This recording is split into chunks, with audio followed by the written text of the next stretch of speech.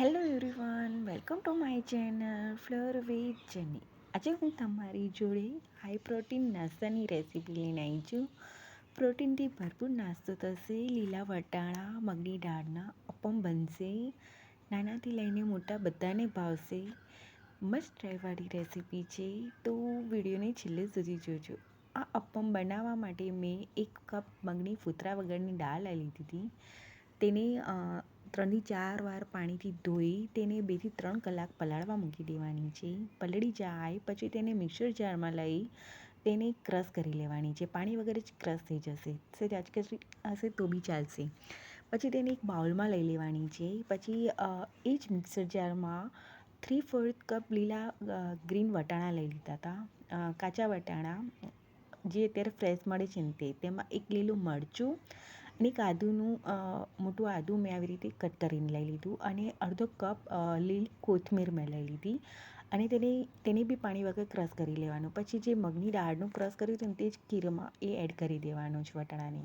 પછી તેમાં મેં થોડુંક કેપ્સિકમ ઝીણું કટ કરીને એડ કર્યું હતું. લાલ ગાજર ગ્રેટ કરીને એડ કર્યું હતું નાનું એવું. પનીર મેં આશરે જ લીધું હતું ગ્રેટ કરીને. પછી તેમાં પિઝાનો મસાલો, ઓરિગાનો, રેડ ચીલી ફ્લેક્સ અને મીઠું ટેસ્ટ મુજબ લેવાનું છે અને પેરી પેરી મસાલો મેં લીધો હતો. પનીર મેં આમાં આશરે જ લીધું હતું, 50 કે 100 ગ્રામ લઈ શકો છો તમે. મેં એમાં જ એડ કરી દીધું થોડુંક અને પછી બધું મિક્સ કરી લેવાનું છે. મીઠું ઓછું લાગે તો એડ કરી દેવાનું અને આવું ઠીક બેટર રહેશે. પછી મારી પાસે અપમ પેન હતું ને તેને તેલથી ગ્રીસ કરી લીધું અને આવી રીતે અપમ બનાવી લીધા હતા. મેં 1 ચમચી બેટર એડ કરી અને આવી રીતના અપમ કરી લીધા હતા અને ઉપરથી બી સેજ તેલ લગાડી અને તેને કૂક કરી લેવાનું છે. સેજ થઈ જાય ગોલ્ડન બ્રાઉન પછી તેને પલટાઈ લેવાના છે અને આવું અપમ પેન ના હોય ને તેને ઉત્તપમ તરીકે બી નોનસ્ટિક લોઢીમાં થશે. સેજ થઈ જાય પછી તેને નીકાળી લેવાના છે.